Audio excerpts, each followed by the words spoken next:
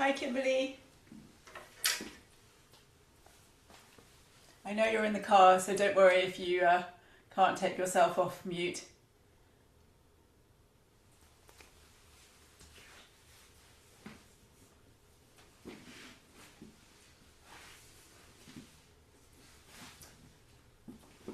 Let me just...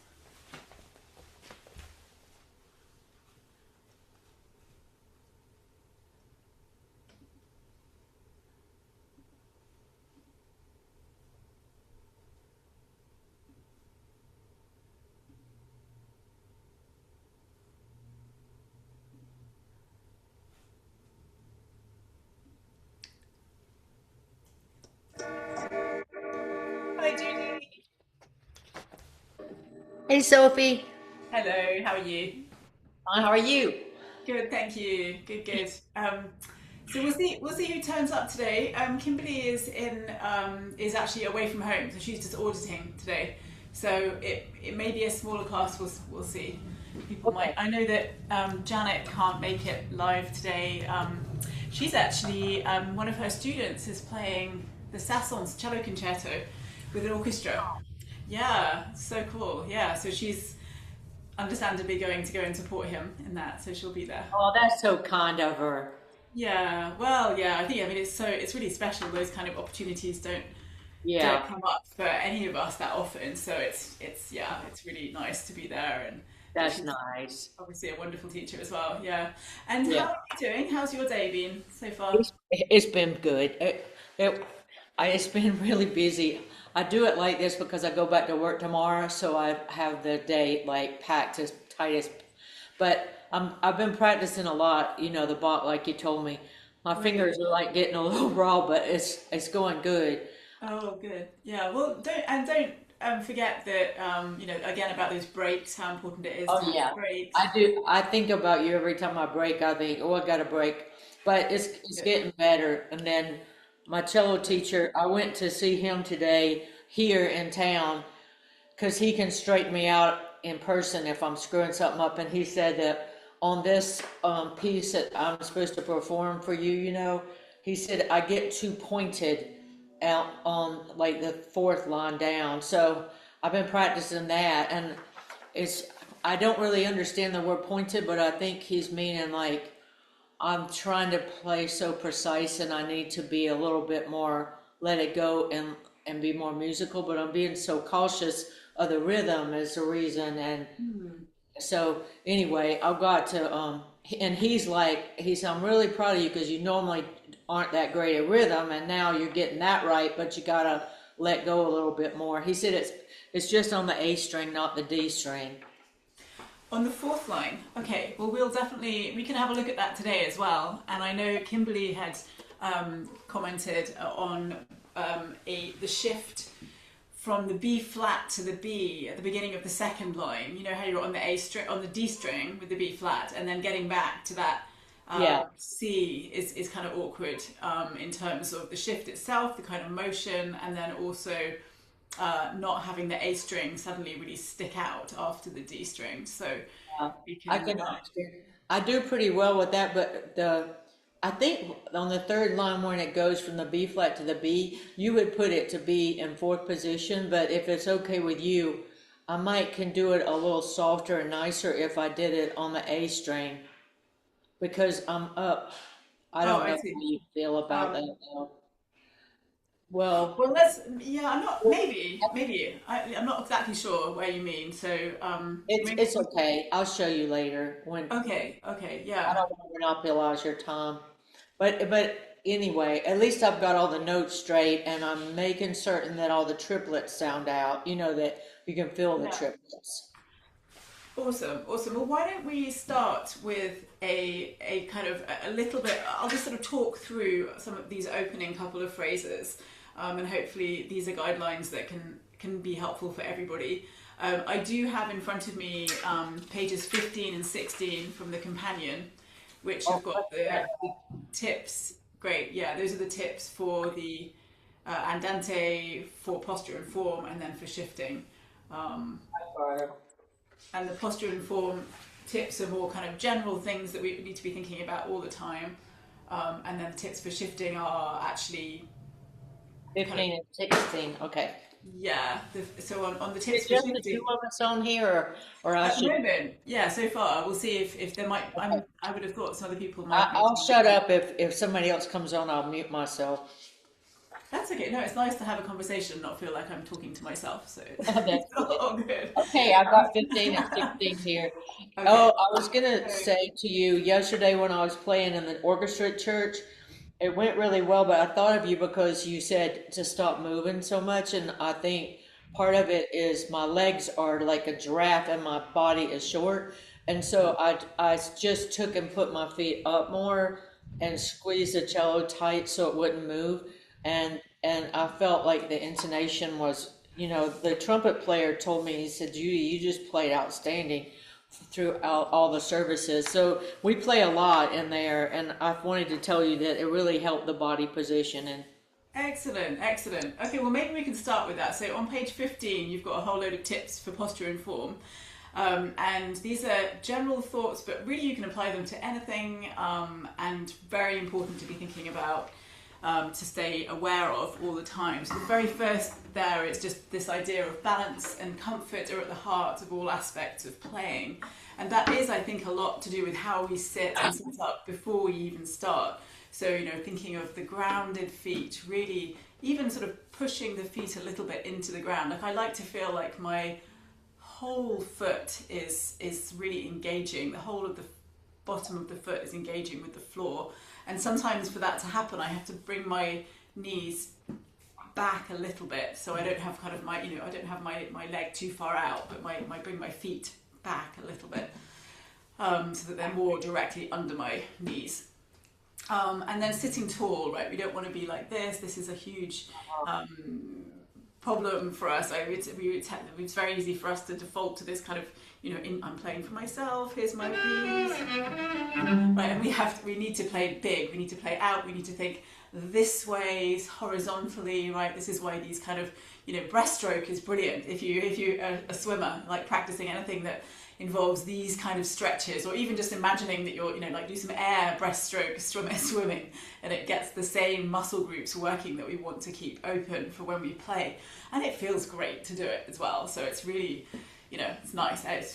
Nothing in your day is going to suffer from doing these stretches. Sit tall, chest out, broad, low shoulders.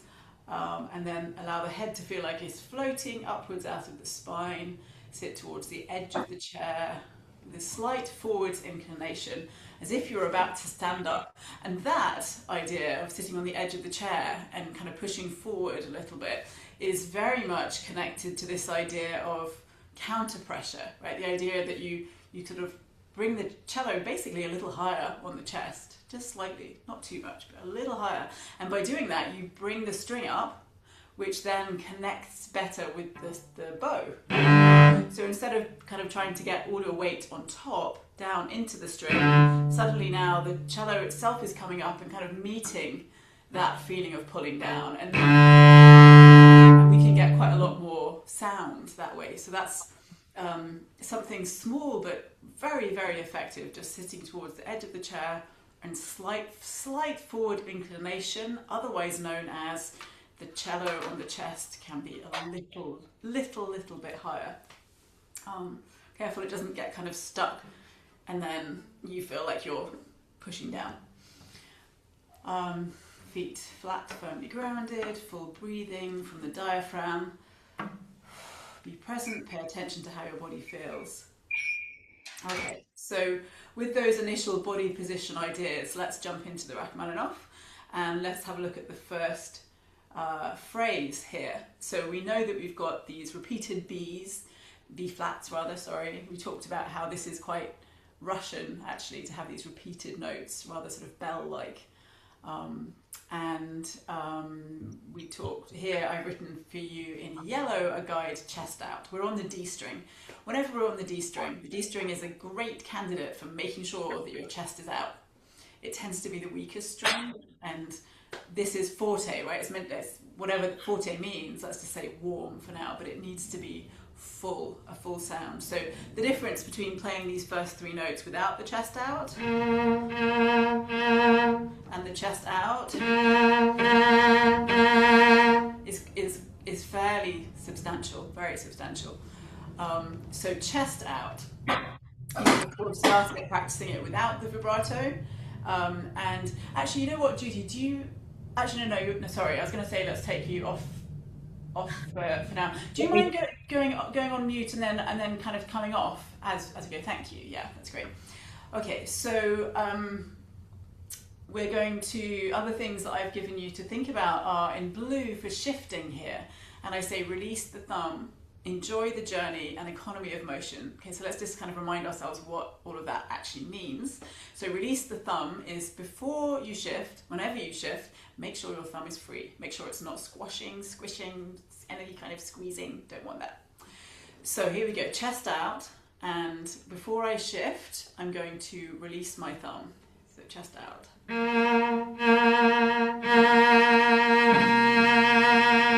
thumb. Again, release the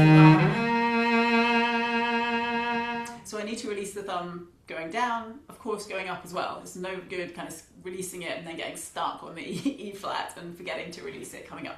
Every time you have a shift, release the thumb. Enjoy the journey. What does that mean?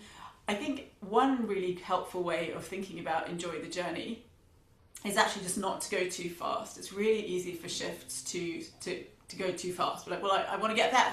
I'm going to go there, and we without meaning to really just create this kind of jerky motion. Right, kind of do it too far out of the character as well, especially of a piece like this, which is so kind of expansive, right? So you can just slightly slow that shift down, enjoy the journey, relax the thumb.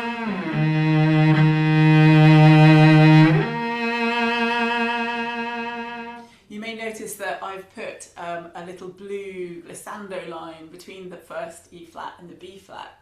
Sorry, between the first B flat slide to the E flat. There's a blue slide line, little line, to suggest a glissando. But I haven't put one from the E flat to the B flat, and that's really this idea of when you shift, for the most part, it's more tasteful to only shift in one direction. So you wouldn't shift down and then up. If you went down and up, it just sounds a little bit, in my opinion, and a lot of people's opinion, kind of more slurpy. Some people do it, but this is, if I was doing it going up, going down and coming up, it would sound like this. So here's two glissando back to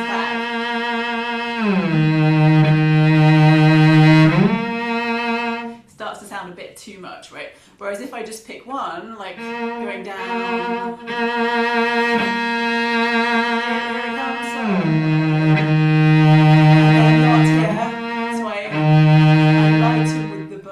shift there, so that I don't get the coming up, right? And you could do it the other way around as well. You could do it no slide coming down, so lighten with the bow, lighten both hands. But I think this one really just calls for that first sigh of the glissando down.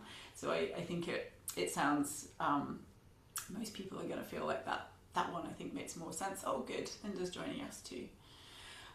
Also with these repeated notes, hey Linda, good to see you, welcome.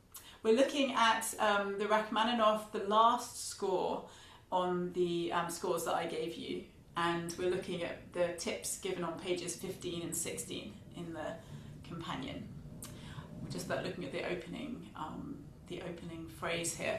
So because you've got these repeated B flats, whenever you have repeated notes, we want to be careful that they sound different. Right? This doesn't really have to do with posture and form, this is just, or shifting, it's just music, but we want them to sound interesting. So we have to create some variety. When there's lots of them, there's a sense of accumulation. So there's generally a sense of we're going to the last one of these repeated notes. And that certainly makes sense here, I think, that we have this feeling of this is almost kind of a pickup to here, and that's where we're coming back up. Then you get to do it all over again because it's so gorgeous. Okay, and again to the flat.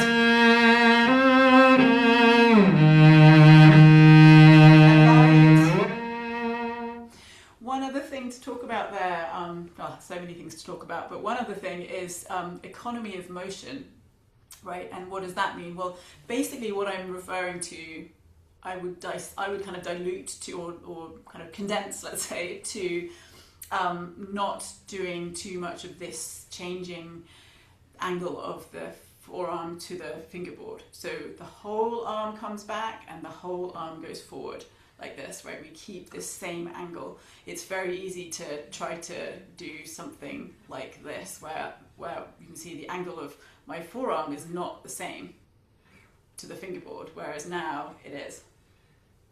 Right? So this is a really, really huge part of shifting, efficiently up here.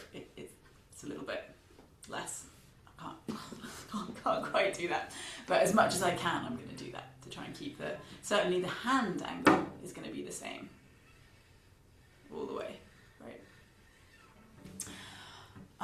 Okay, so let's have another look at, hi Carla, glad you could join us. Let's have another look at that first phrase, because there's just so much in it, and you could really just practice that first phrase and then apply those ideas to other things, really, and get so much out of it. So here we go. We've got repeated notes, B flats gradually becoming more important to hear,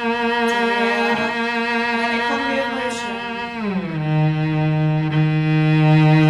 Lighting the left hand and the bow, so I don't get a slide on the way up. And then the second time, I want to make it different. Again, the whole thing different this time. Maybe I'll give it a bit more urgency. Again, economy of motion, and then lightening. I have to be careful not to make the B flat though too suddenly soft, because that's not written. Unless I choose that I really love that and I say, okay, well, I just really want to have that colour there. But if I just want to follow the music and say, well, Rachmaninoff didn't write that, really, just because I'm at the point, doesn't mean that I can suddenly go, oh, nice new colour, right? I have to at least try to do it his way, which was no diminuendo. So then I would be going...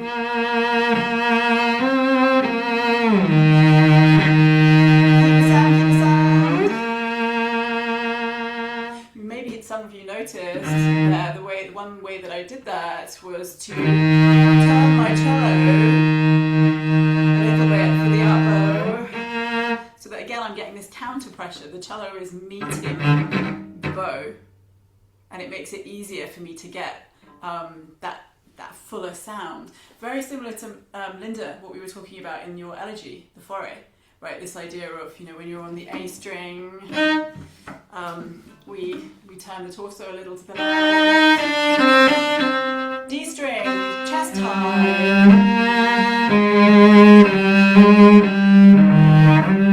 And then G string, keeping this side of the cello, the lower side, up, so that we can keep that sound.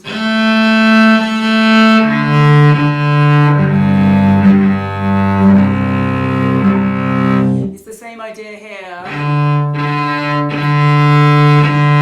Notice how even because I want the B flats to get louder as I go along, I'm kind of lifting the chest up in anticipation of wanting that more sound.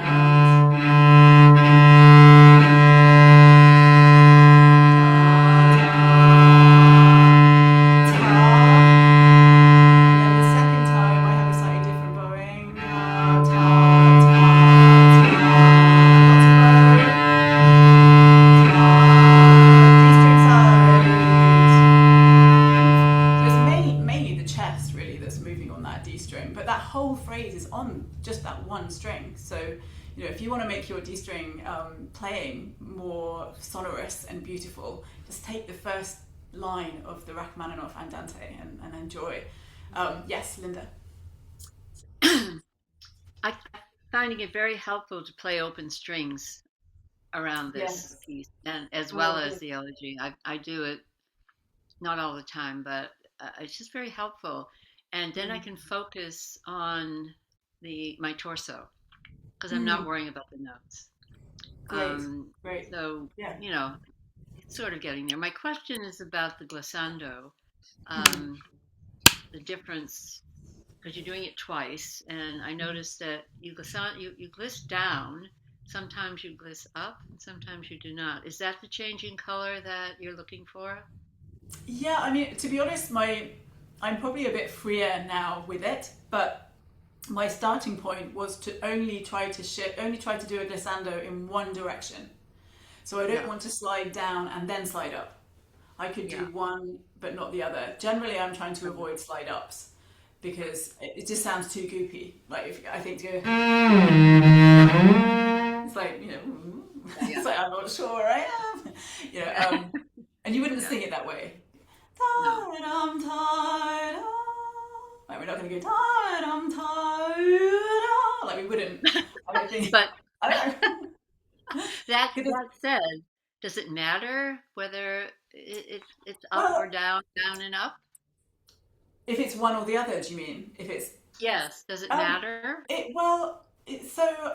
it's there is definitely it's your. I think that you can make a case for either most of the time, but I do think that a lot of the time the music asks for one over the other. And Yeah. you can always give it the shower test where you sing along in the shower and see what you do. And try to do it kind of like self-consciously, where you're just like and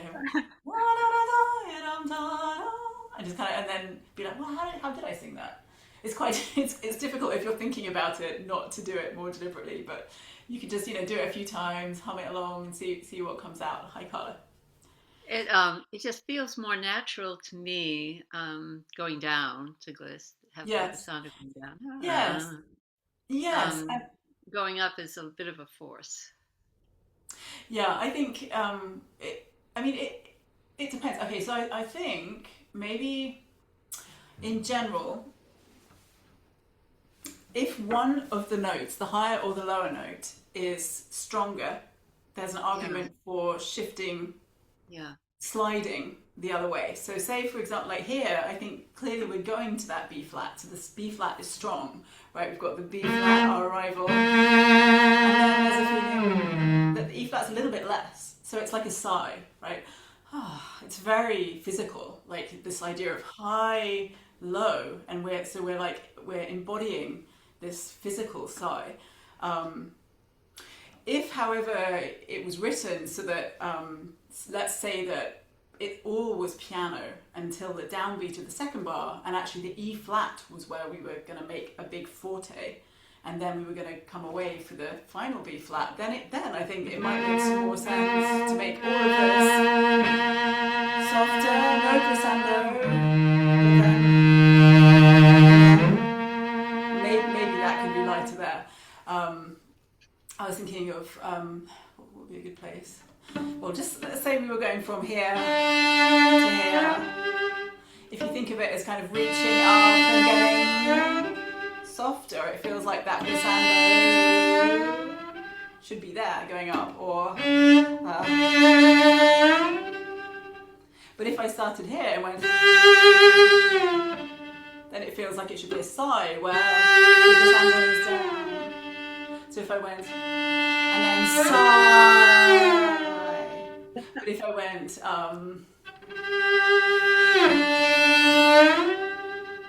mm, mm, so I maybe see. there's a kind of general something to be taken away from that. But I Yeah, think certainly here there's this feeling of the sigh, yeah, beautiful sigh, which I think speaks to this idea of nostalgia that we find in Rachmaninoff. This sense of like a longing for the past, old styles, even romanticism. So then that takes us to the penultimate bar of the first line. Right.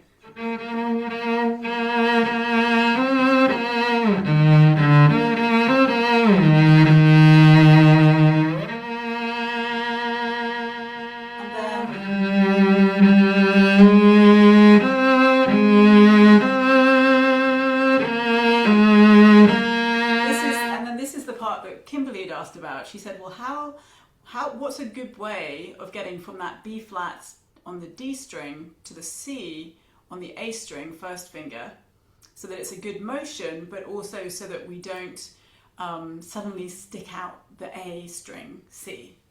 So she was worried about and suddenly having like a really brazen A string note, a C.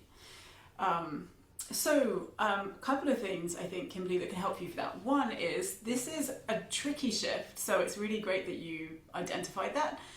The reason that it's tricky is because it's a backwards shift, meaning that we're stretching backwards, we're going down, and also it's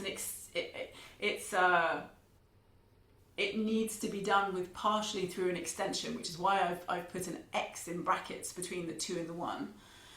So when you reach back, not only do you need to think about keeping the forearm and the hand perpendicular to the string, but you also need to be thinking about stretching that first finger back. When people do backwards extensions, they tend to like to do them like this with a curled finger, but actually the finger should be straight. And that in itself is a really great thing to practice, just having that straight first finger. So there's my B flat. Now straight first finger. So that would be the first thing to practice. Just B flat down bow. Get your first finger ready, extended, and then see if you can practice landing on the C as directly as possible. If it's incorrect, rather than going, okay, I got there, well done there, yeah. What we're going to, lots of variation, but rather than doing that, challenge yourself to get it right the first time, because we are training ourselves to know what it feels like to do it right. And the more we can do it right, the more we will get it right. So even if you get it right once, unfortunately, that's no guarantee that you're always going to get it right? So yeah, like that's the 5 times rule. Make sure you do it 5 times. But that would be the first part of it, right? So just stretch back. You might notice that you're hearing. I think I do a very slight slide with the second finger on the D string, because I don't want to have is any sign of. I don't want to have that, right? If I have to have a slide, I'd rather have it on the D string, because then I get a clean C when I get there. So you could practice a very slight slide, still stretching with your first finger, and then when you've done that a few times, try to take the slide out. It's all going to be in the bow, then just lightening the bow. Still there a little bit. Also try to do it with the note values that are written, because doing just, well, you could do that at first out of tempo. It's really important that you get it again back into what you're going to do the correct way as soon as possible, because it feels very different when you've got to do this slow sustained B flat for 3 beats and then suddenly a 1 beat A, which is of course another C rather on the A string, which is another reason why that note sticks out so much, and we have to play on the C string a lot lighter because we're using a faster bow because it's only 1 beat. Yes, Linda. So I love that you're talking about this backward extension, because it's in the Alger also. Yes, where yes. we from B flat to C to E, E flat up to the G sharp to the G, you know. I don't have my cello. Yes. And I had a question about that, but you're answering it here. Oh, good. Good. So is this a place where, well, 2 questions. Is this a place where to be accurate, because that C is really important to get. Mm-hmm. You don't want to be too flat, too sharp, or just miss it entirely. Is this a place where we would do ghost notes, or is this a finger set place? I mean, finger set bow. Get your finger on it, get it set, and then, but before you bow. Do you know what I mean? That sort of get, set, go, bow. Yeah.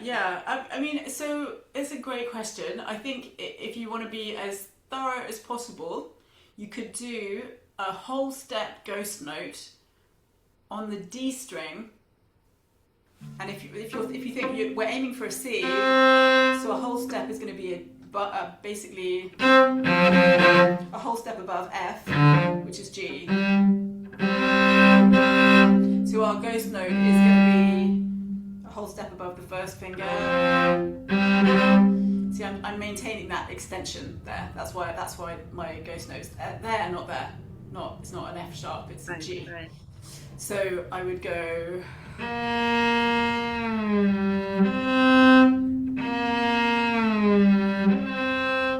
Right.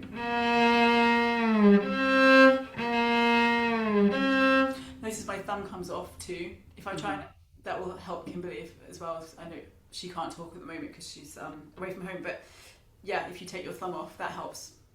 Whenever you have these extensions, your thumb can come off. As long as it goes back on again afterwards, it's really fine. Just kind of off and on. Well, if it makes the hand position more comfortable and more keeping this frame, do it. At least that's what I've always done and seen done as well. So the other thing that you'd asked about, Kimberly, was how to make it less kind of strident A string C. And I think one thing we've talked about is just being lighter with the bow. The other is to be more, to really pay attention to the string change. And I think you've probably all heard me talk before about like slightly turning to a partial bow hair on the A string. So this is a place where I would definitely be thinking about that, maybe even more so, because obviously if you have partial hair, it does make the sound a little softer too. And I want to have a softer C, so it doesn't go 2, 3. I don't want to suddenly stand out. I want it to be part of the line. 2, 3. 2,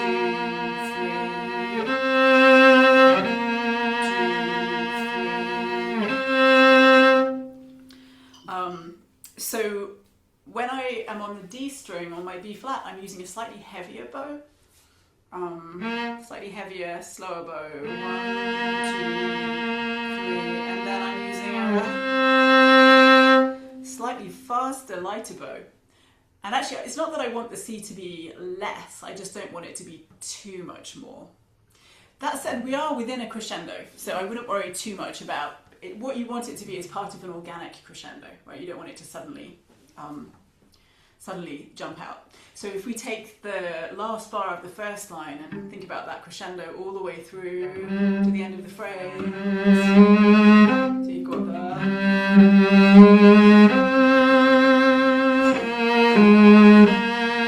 slow bow close to the bridge, and then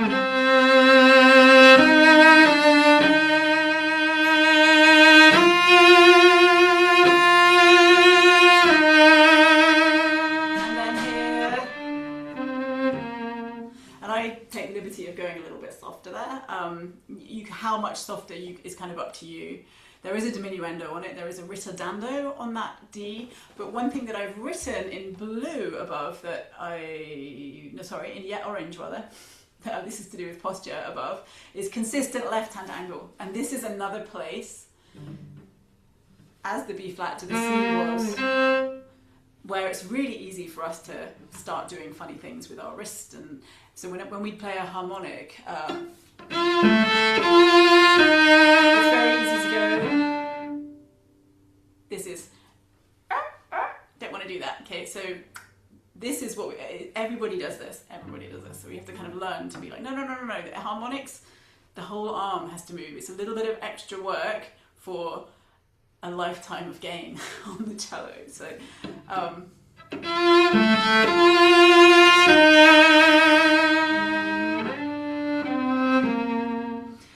when I do that, I suggested a glissando.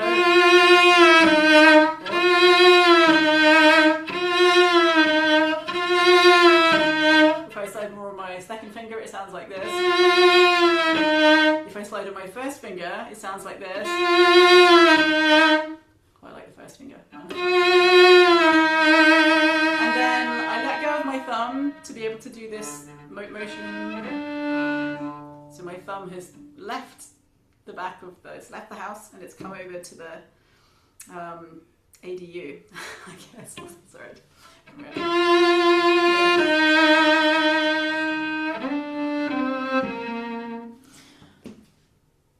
just move in the straight line above the same string. So, you could just take those first two lines and take all of the tips here and apply them.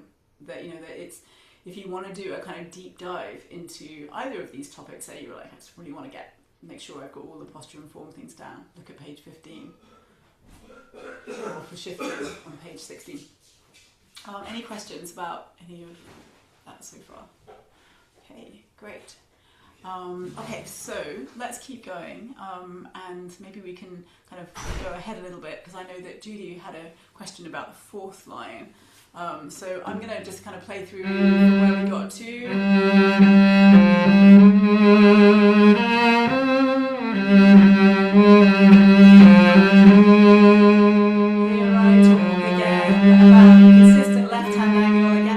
Extension plays. So I could, let's see, I'm shifting on a fourth finger. So if I had a ghost note, it would be actually G again. So I could go. So I'm sliding down on the D string from A flat.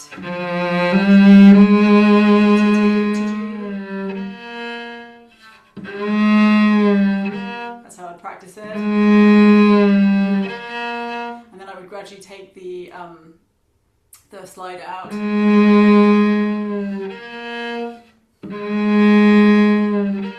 Still trying to do it roughly in the same part of the bow that I would be using when I play it. Unless I just wanted to make it a shifting exercise, in which case I could just do it anywhere in the bow.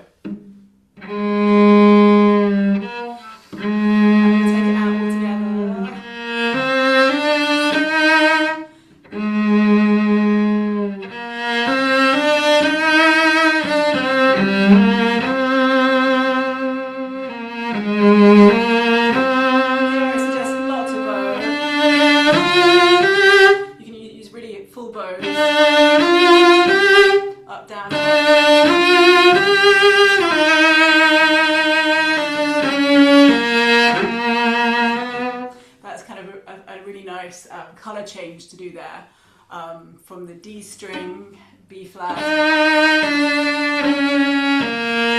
the D string. So it's very expressive from there.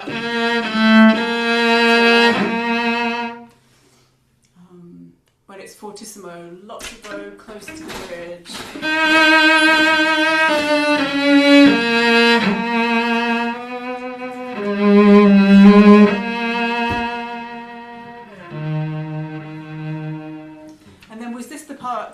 Judy, that you were asking about?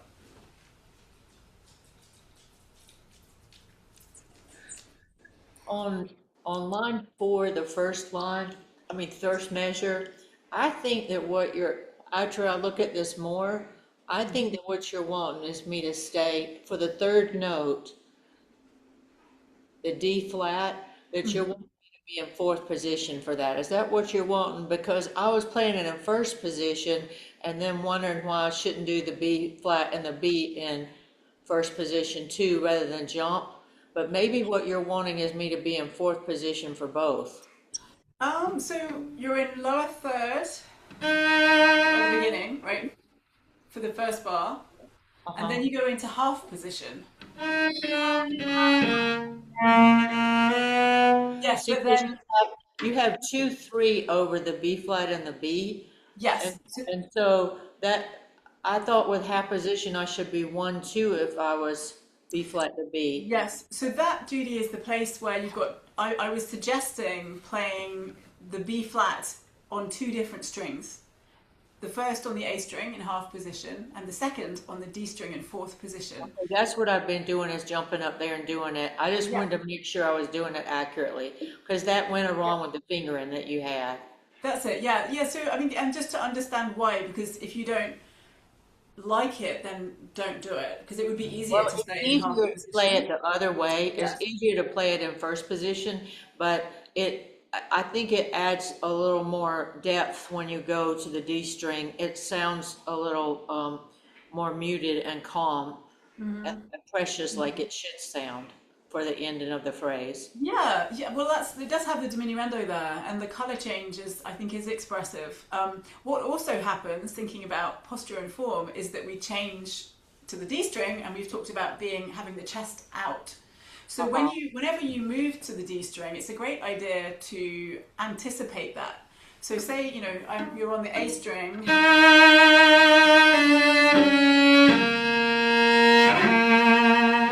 See how I'm like putting my chest out on this B flat.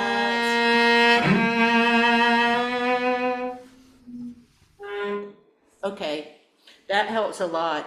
I just wanted to make sure I was doing it right. And Yeah. then if I could just, well, this scoots along way too much probably, but the other two little issues for me are, like, well, if you want me to, I'll just wait. It's Well, no, the no, no, fifth, go for it. it's Because the fifth line down, and what the issue is when I go to that, I believe it's a B flat, and I can do it accurately only because I know, for some reason, when I know what the sound's supposed to be, I can usually hit it. But I'm just nervous that when I play it for the class, I might not do as well. But it's okay because I can record it, and what the pray tell, I can do it 15 beats. so you're talking about the downbeat of the sixth line, right? Let me see, one, two, three, four, five. On the fifth line in the middle, where Oh, okay. And it's B, because the that's B flat there, so yeah. it's going from the F to the B flat. So I was just wondering, do you want us to stretch from that F flat? Sometimes I screw it up. Okay, I got you. Yeah. So you're talking Also, about it's from going from the B flat to that C sharp there, which is really, um, anyway, I'll call it a C sharp, but really it's flat. okay, okay, yeah. So you've got two things. One is the F to the B flat, and this is in the fifth line, Yes, the pickup of the second that is bar correct. into the third bar. And then you Correct. also have an F at the end of the line, the very last note of that line, going to the fortissimo B flat in Right. the downbeat of the sixth line. Hmm. So we have that's a really important place. And actually, in the sixth line in blue, you can see for the shifting, I've said hear the pitch before playing, which I think you'd also referred to, Judy, that it helps you when you hear it. Yeah. So let's just, how about I go from the G flat, this is in the fifth line down. So the fifth line down finishes with this G flat here, and then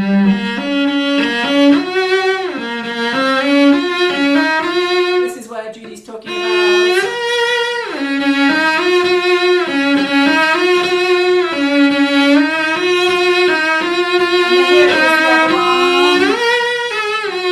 So you've got the that comes da da. That is the interval that can be quite tricky, especially when it's new. It's very very tricky. I So think you just da. did it. You went in thumb when you went to that second B flat, didn't you?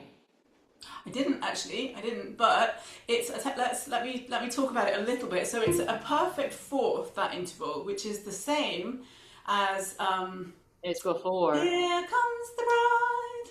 Yeah, that's Right? true. So you could think of it that you could have another melody that da da starts with those two notes. Da da. You could practice it very slowly, just thinking of that song and with those two notes. Da da.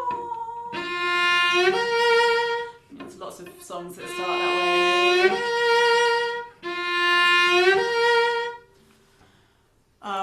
And then try to reintegrate it. Yeah, yeah. And you know it's interesting because this is another place that has an extension and a shift combined, which was also what Kimberly was finding hard on the backwards run, right? So it's something that we all deal with.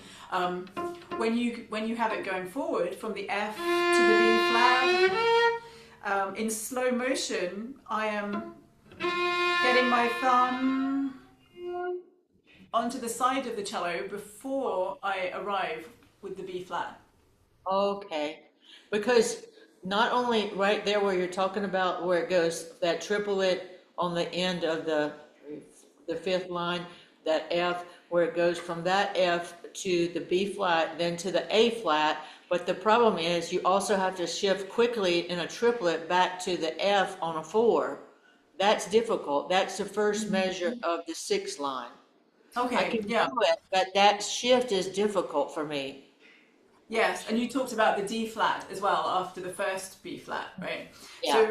So let's have a look at again in the middle of the 5th line first of all where we were. We're going from the F to the B flat. Notice I'm also doing a little shift. I'm also doing a little slide rather. Judy, I slide on the 1. Oh my God. I'm So sliding on you 1. just slide on that F. That's that can also work.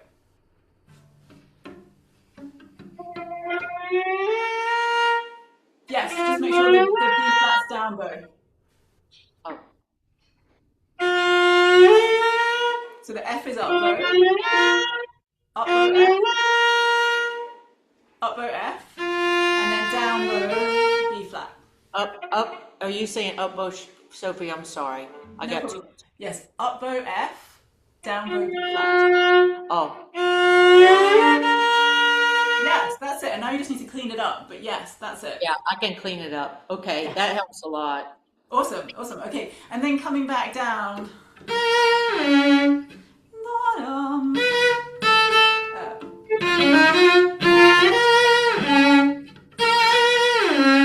So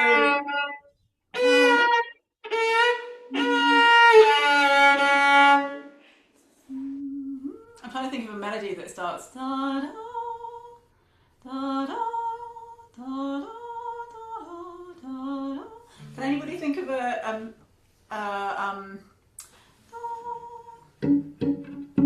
oh, my body lies over the ocean. There we go.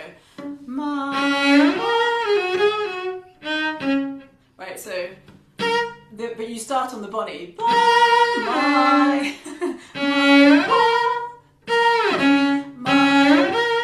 So maybe if you wanted to localize just practicing that shift, start from the D flat. Start down here and think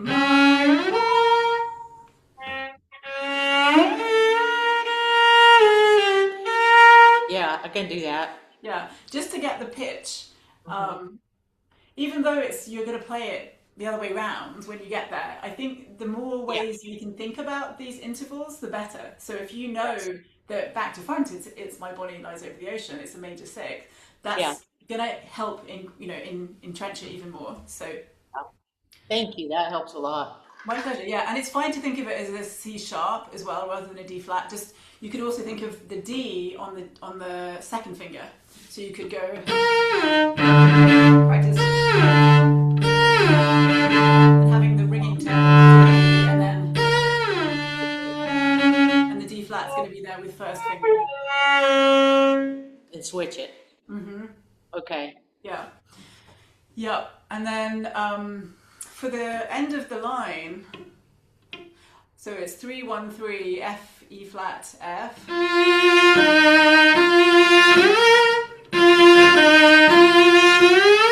So I'm doing a slide. If you like it, you could try that. You could try it, see if you like it. It's basically on the down bow. So I go up, down, up, and then I slide here.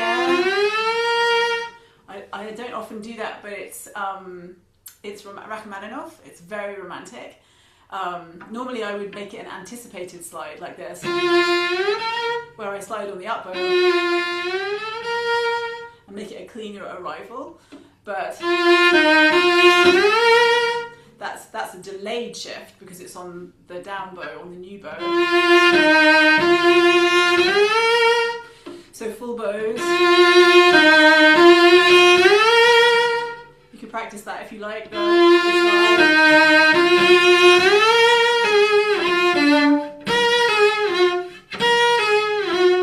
When you practice the shift going back to the 4th finger, make sure that you have a stretch between the 3 and the 2, first of all. Right, not, but I don't know if you That's have a full step. It's a whole step. Yeah, it's easy to make it too sharp because Yeah. it's a big stretch. So, and then when you land in lower third position, try to make it a very like uh, affirmative motion. So you're gonna drop your fourth finger with some kind of speed. I would say speed. Yeah, speed. And your first finger, when you play the fourth with an F, your first finger should be on a D. Yes. So I'm ringing D again. So you're going to go. So before I go back to the fourth finger, I lift it higher so I can get more speed. And then I.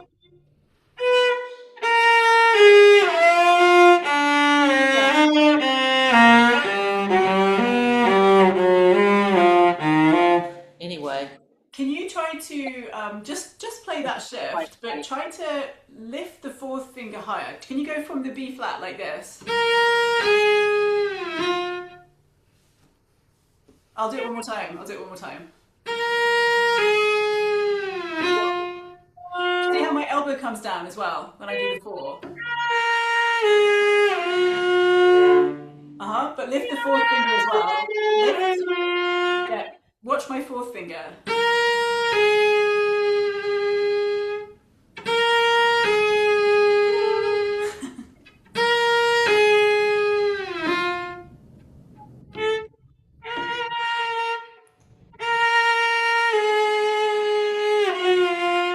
Yes, that's it. Good, much better. Try again. That's good. Yeah, it's good.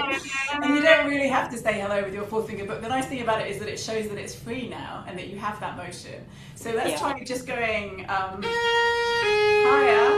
and then make it kind of like a snap motion down.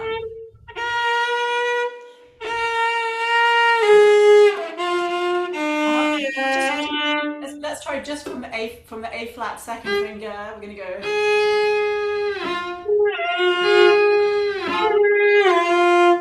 Listen.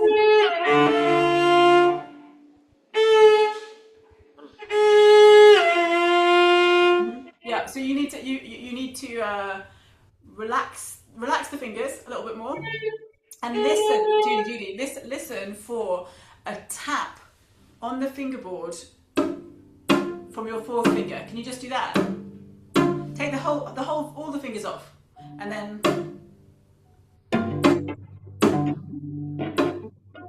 Yeah, that's it. Listen for that in the context. You're gonna go. And if you're not sure about the feeling, just come back to that. Lift higher. You're lifting this much. Lift really high. Yes. Okay. Thanks, Sophie. Yeah, that was good. It's hard. It's very hard to do it, especially like in the moment. But I think it's almost like when we want to correct something, we have to unlearn it, and we have to go into this complete no man's land of like these motions that we're not used to making, in order that we free it up and can then put it back together in a way that is easier, actually.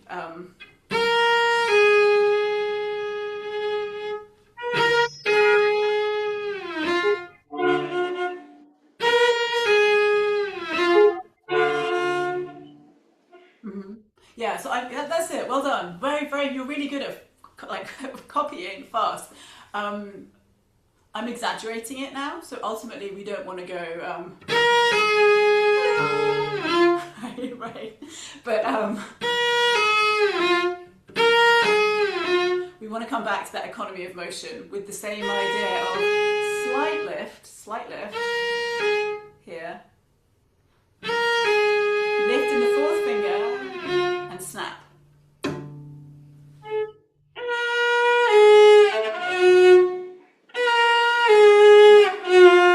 Okay, good. Okay, I know what you're not doing. I know what's happening. Thank you for bearing with me as I try and figure this out. But I think that you need to slide more on your second finger as you come down. So you're going to go. If there was a ghost note, it would be the E flat.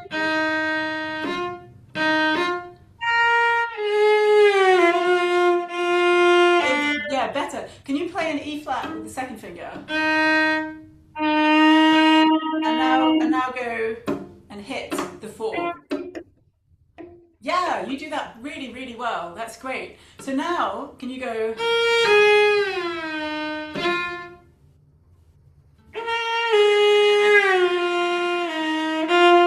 That's it. Yeah. So ignore the fourth finger. Just slide on the second. Again, I see again. what you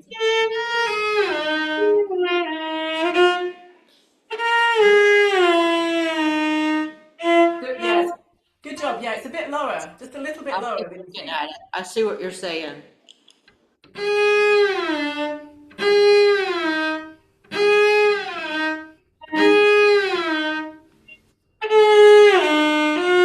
2 2 2. Second finger. Second finger. Yes, yes, that one. 2 2. No third finger. Middle finger. Second finger. Oh, birdie finger, right? Birdie finger. Yeah. That's it. That's it. Let's do it Okay. again a couple of times because I really want you to get this. You're so close to getting it. Awesome. 2 more. Good. One more, then you've done 5. Awesome. That's it. That's the underlying motion, right? So then. Yeah, exactly. Yeah. Round of applause for Judy for sticking with that. Thank you. Thank you, Sophie. You're so welcome. Yeah. Good. Any other quick? Carla, do you have any questions? How's the? Have you? No. Okay. Did I was curious? Did anybody have a particular focus from the tips pages that was standing out for them so far for this month? That or anything that perhaps they feel has been trickier? I guess you've kind of already said about the extension shifts, so that's a really big one. Keeping the angle consistent of hand to fingerboard.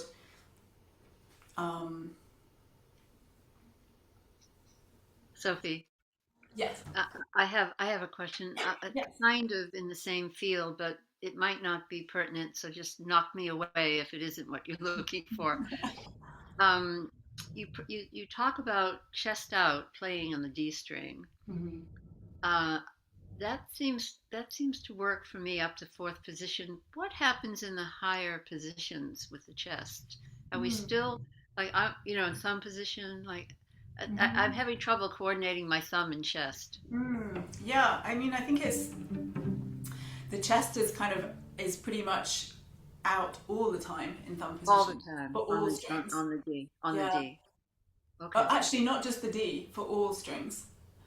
keep the chest out on all strings, Pretty much for thumb position when you're up here. but not for thumb position. Okay, for Yeah. thumb position, but Yeah. not for basic positions. Not. Most. I mean, no, it doesn't need to be so much of a consideration. It's.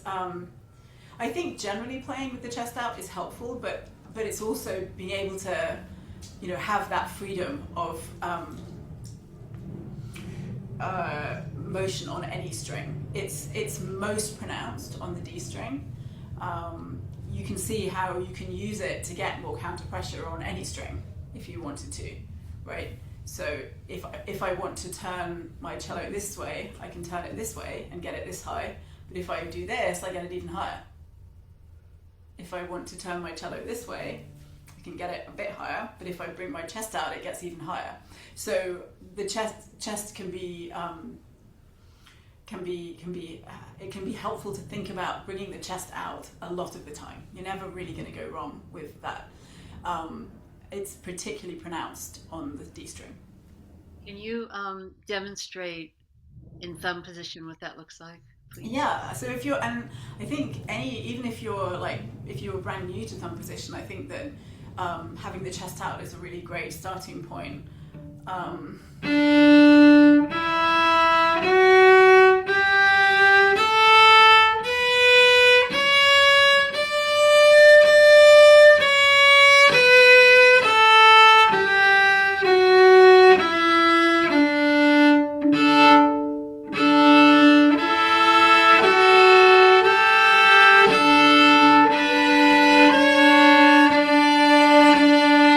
if I did that without my chest out,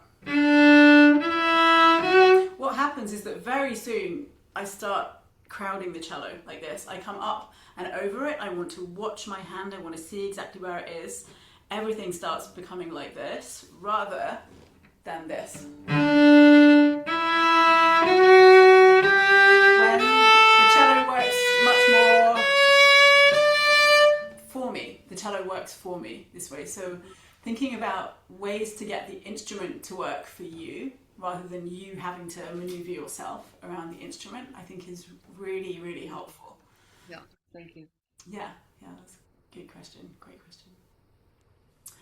Awesome. Okay, well, thanks for joining me, everybody. And next week, we've got Kimberly is going to play the slow movement from the Romberg E minor sonata, which is awesome. And then we've got the Rachmaninoff Andante being played, the first part by Judy, thank you, Judy, and the second part by Janet. So that's what's going to be next week. It's going to be basically a studio class. So, and they're all going to be pre-recording their pieces before. So have a great week, and look forward to seeing you then.